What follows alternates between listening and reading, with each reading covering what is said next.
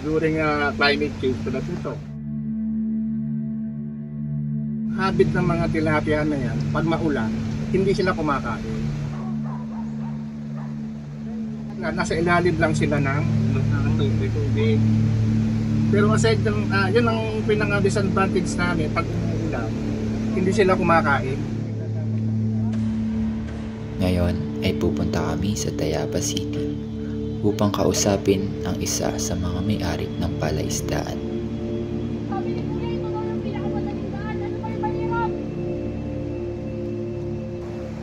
At alamin ang epekto ng pagbabago ng klima. Isang issue na hindi natin dapat ipagsawalang bahala.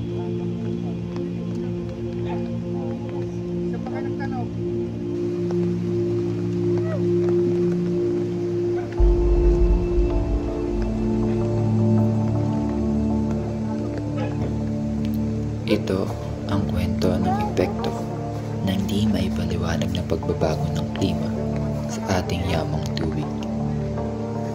Sir, ano po ang inyong pangakot? Ano po yung name po dito ng farm po? Sabi, wala pong name to. Dito pati ano yung farm na ito is matagal ng farm ito. Patalisanin na lang. Ito po pa yung tatamantala. Nasabi niyo din po 10 years na po itong tilapia. Ano po? Okay.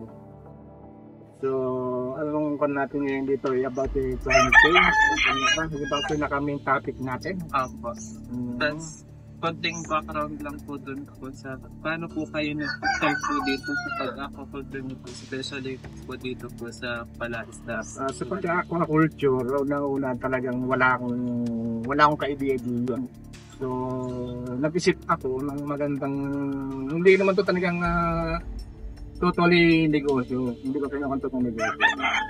Ito parang libangan lang. Hatip lang. So sa pagtitilapiyaan, dati wala akong ideya, no? Ang ginawa ko noon ay nagmembro ako ng pandito ng fishery. Kasi dito sa Tayabas, meron ditong binubuo na asosasyon ng Tayabas Fisheries Aquaculture Association Incorporated. During that time ay nagkakaroon kami ng yung samahan namin nagkakaroon ng mga excessive seminar regarding mga freshwater. Totally mga freshwater eh. So yung mga seminar namin na yan, doon ko unti-unting nalaman at nagkaroon ako ng mga idea tungkol sa pag-aalaga nito. Sa likod ng katahimikan ng lalawigan, matatagpuan ang isang yamang tubig na nagbibigay buhay at kabuhayan sa marami. Isang palaisdaan na hindi lang pinagkukunan ng pagkain, kundi kwento rin ng pag-asa at pagsusumikap. Marami pa kaming mga produkto dito. Pinagawa namin kahit na konti. So, dito naman po, may nakaharap na po ba kayong hamon po regarding po sa climate change po dito po sa pag-aquaculture? Ay, marami na. Una ko sa sa climate change natin. Regarding tilapia lang kasi ito lang muna ang aking nilalagaan. Yes. Sa regarding tilapia, during climate change tulad nito, diba? Climate change ito na excessive rain, diba? Ang habit ng mga tilapia na yan, pag maulan, hindi sila kumakain. So sila, nasa ilalim lang sila ng tubig. Pero aside ng, yun ang pinaka-disadvantage namin pag umuulan, hindi sila kumakain. Nasa ilalim lang sila. So, paano nyo naman po napapanatili po yung quality po ng water po during this time na po ng mga nakakita? Or bigla kong iinit, bigla po ulan? Yung sa akin, based on my experience, no, hindi nakakawa ko niyan. Totally naman ito is running water. Ito galing to sa spring, tubig na yan. Yeah. Pag stagnant kasi yung water na yan, pag lumitiningan, pag oras na pinakain mo, at hindi nila naubos yung pagkain na floater fish na sakit ako kay man. Yung nilulubog. Paglubog ng mga pagkain na yon, sa tagal-tagal na hindi nakakain ng tilapia yan, no? Pag tumagal-tagal pa yon, araw-araw mo pinapakain at sumobra yung pagkain mo, lulubog lang yung mga pagkain niya. Yun yung nag-focus ng lason sa ilalim ng tubig. Kahit saan freshwater. Kahit saan lugar. Nag-focus ng lason niya sa tubig, na ang tawag doon ay ammonia. Okay. Doon po nagmumula. Doon na nagkakaroon ng tinatawag na, yun ang isang sanhi ng fish kill. So, maraming ammonia sa loob ng ilalim ng walang life na. So, kailan nyo naman po napansin po yung epekto po ng climate change po dito po sa ating kalansan dito sa Luzon? Yung napansin ko lagi pagka ako pag ako namamatay, may nakita ko mga tilapia doon ng mga patay na. Yun ang tinetest ko dyan. Total, based on my experience lang naman sa akin Pinaamin ko yung tubig kung masyado isang malansa. Pag masyado ng malansa, ibig sabihin, hindi masyadong fresh yung tubig niya. Kaya binabawasan ko siya. Ang pagbawas kasi ito, tulad yun, di sa ibabaw, no? Yes. Sa ilalim mo babawasan. May parang pinaka. Oo. Iaangat mo yung ilalim para yung tubig sa ilalim magsisirculate. Tapos yung Continuous yung water. Continuous yung water. Ano? Pero yung ilalim niya, lumalabas yung tubig niya sa ilalim. Para yung ang nakukuha niyo muna ng tubig na lumalabas ay galing sa ilalim. Nababawasan yung ammonia or either na matanggal yun. Ibig sabihin nag-circulate yung water natin. Oo, para po mas safety po yung mga isda po. Oo. Ang ammonia ay natural na kemikal na lumalabas mula sa dumi ng isda at nabubulok na pagkain. Sa tamang kondisyon ng tubig, hindi ito delikado. Ngunit dahil sa babago-bagong klima at matinding init, tumataas ang level nito at nagiging lason sa mga isda. So, bukod po sir doon sa nabanggit niyo po na pag-aalis po ng mga tubig po doon sir, ano pa po yung iba pa yung paraan po para po maigsan po yung epekto po nito?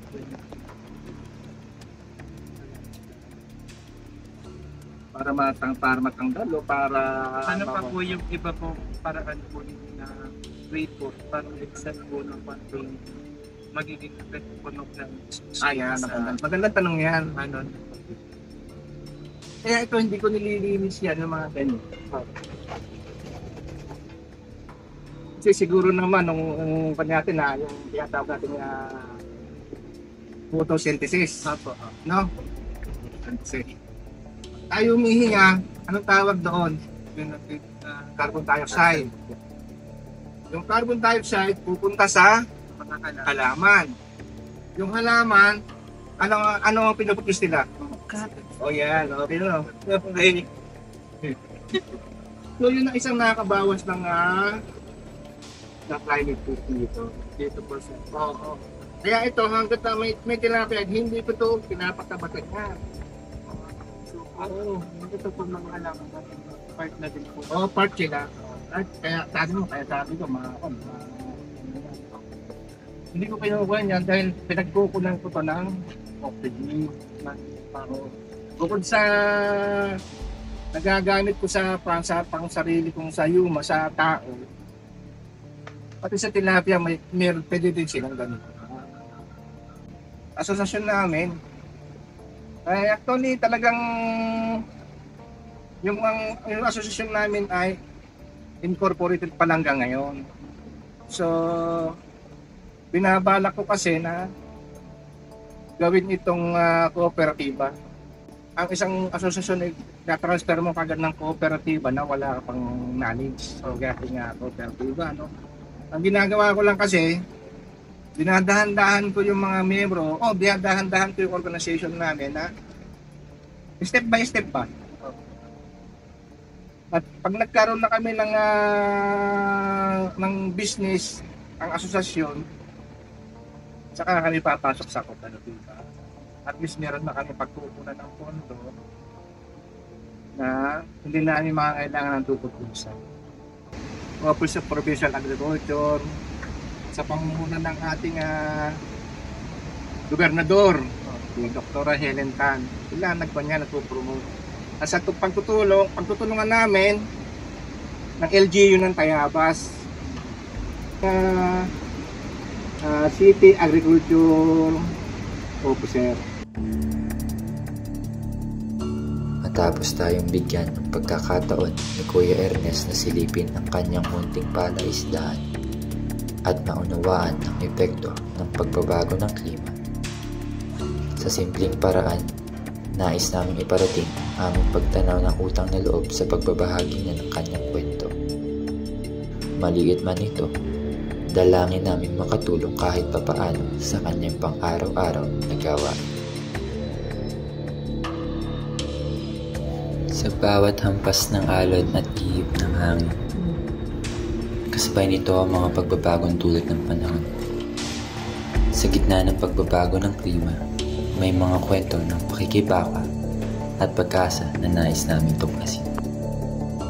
Sa paglalakbay namin patungo sa Alabat Island, dala namin ang layunin na tuklasin ang epekto ng pagbabago ng klima.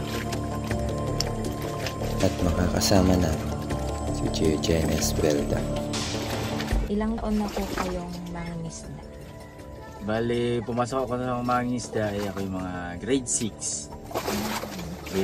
Mga 20, mga 19 years na ako nagkano. Ano po yung mga isda na madali niyo pong nahuhuli dito po sa area na nangingisda niyo? Dito sa pangisda namin sa tabi, hindi mga bukawin, balawi, danggit, samaral. Yan. Gaano po kayo kadalas nagdadagat sa isang araw? Siyempre, ang hanap buhay namin ay pagdadagat. Depende, pag masama ang panahon, hindi na nakakalaon. Pero araw-araw naman. Araw-araw kami nga laon. Anong klaseng panghuhuli po yung ginagawa mo? Fishnet, lambat, ng single, kasi bawal yung tripod. Ayun, tabog. Yan. Tungkol naman po sa climate change po muna po. Nakikita niyo po ba yung mga parang pagbabago po sa klima or yung mga hudyat po na climate change po sa dagat?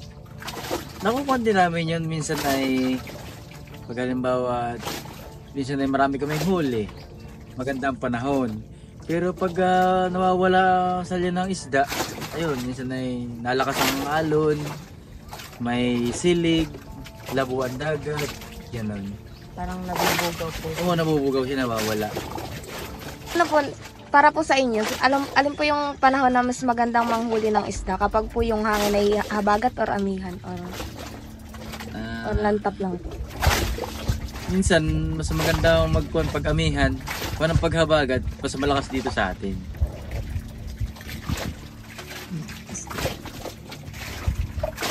Ano naman, saan po nagsimula yung inyo pong pangingisda? Parang paano po kayo na-inspire mangisda? Dati, bago ako pumasok sa pangingisda, nakikita ko kasi ng mga datihan, marami sila nahuhuli, malaking kinikita. Kaya ako naging mangingisda ang aking naging hanap buhay. Para po sa inyo, sa kabila po nung nangyayaring climate change, lalong-lalo na po ngayon, nagiging sapat pa rin po ba yung kita sa pangingisda sa sa pagtataguyod po ng pamilya? Medyo maganda pag minsan ang kita, pero okay naman kahit papaano. pang araw-araw, okay naman ang nailiba naman namin. Di ba po namahal yung presyo ng isda kapag po na yung kung panahon na kakonti yung isda kapag po mahirap manghuli? Pero mas maganda, alin po yung mas maganda dun? Yung pong pag ganun o yung pong pag marami kayong huli na kahit mura? Mura lang yung isda na presyo. Dito sa amin, may patakaran din kami dito. Pag kahit masama ang panahon, ganun pa rin ang presyo namin. Ay, ganun po dito. Hindi ka naman pwedeng magtaas ng presyo. Gawa ng, siyempre may magagalit. Hindi po kundi na ibang mangingisda.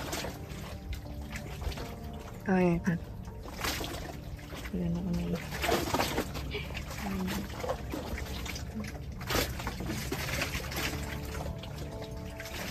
sa palagay niyo po, naging sanhi po kaya ng pagkonti po ng isda yung pong dating ginagawa ng mga tao na panguhuli na yung pong itya-itya ng pasabog? Yung pong... Dynamite fishing.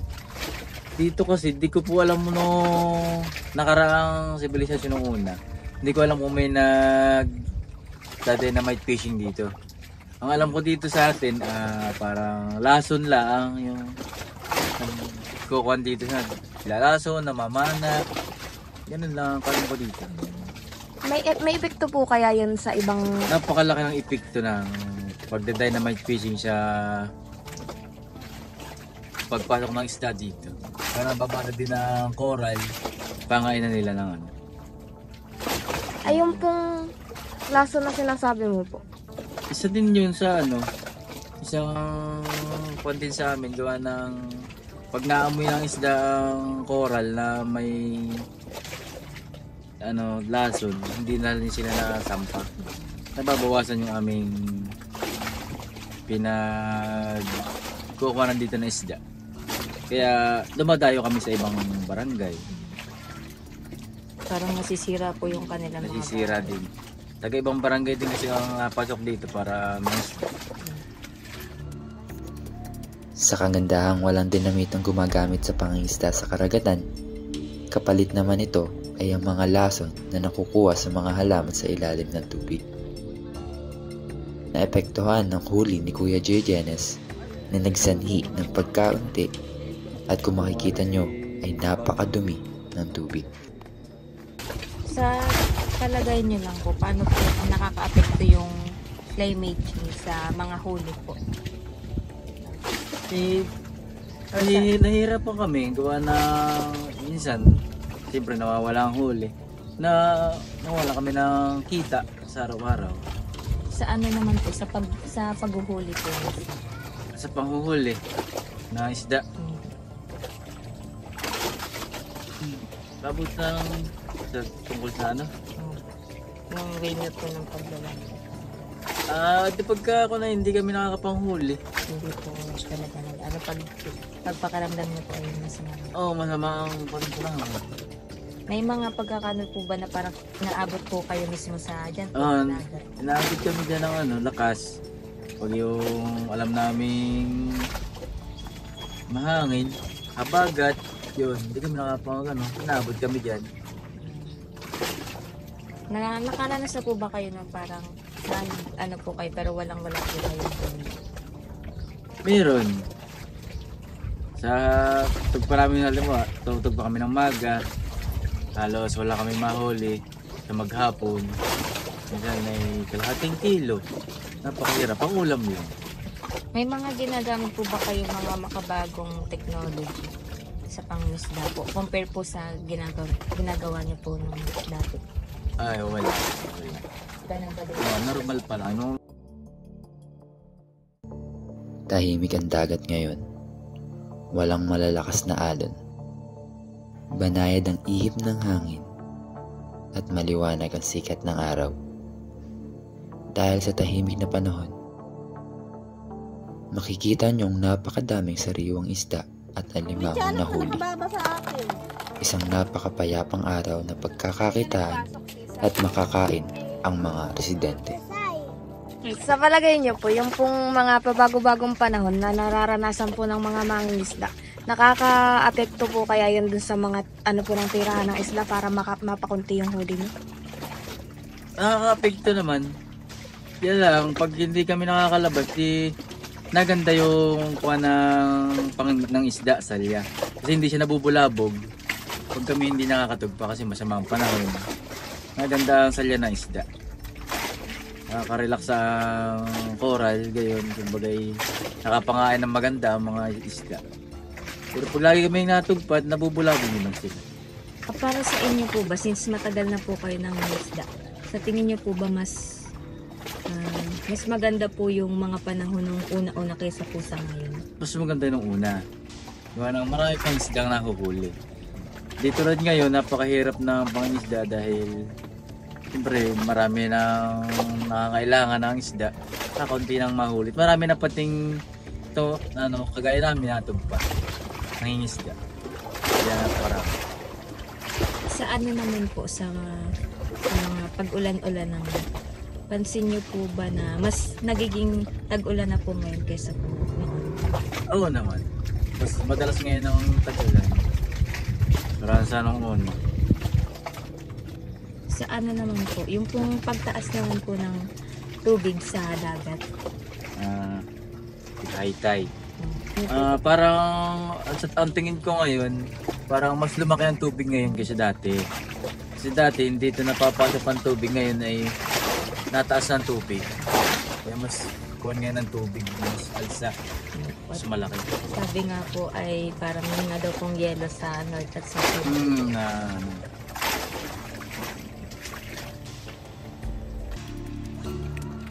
Sa bawat taas ng alon at bawat patak ng ulan, nakikita natin ang masalimuot na ugnayan ng kalikasan at ng tao. Sa ating paglalakbay, nasaksihan natin ang mga epekto ng pabago-bagong klima sa ating mga karagatan at kabuhayan ng mga mangingisda. Hindi lamang ito isyu ng kalikasan, kundi isang isyu ng buhay at kabuhayan ng milyong-milyong mga tao. Sa pagtatapos ng aming paglalakbay, natutunan namin hindi lang ang kalikasan ang nangangailangan ng pagbabago, kundi pati na rin ang ating pananaw at aksyon. Ang klima at karagatang magkasama nating tinatamasa ay kasama rin nating dapat protektahan. Mula sa lahat ng kwento at hakbang na aming naranasan, nais naming iparating na ang solusyon sa pabago-bagong klima ay nagsisimula sa bawat isa.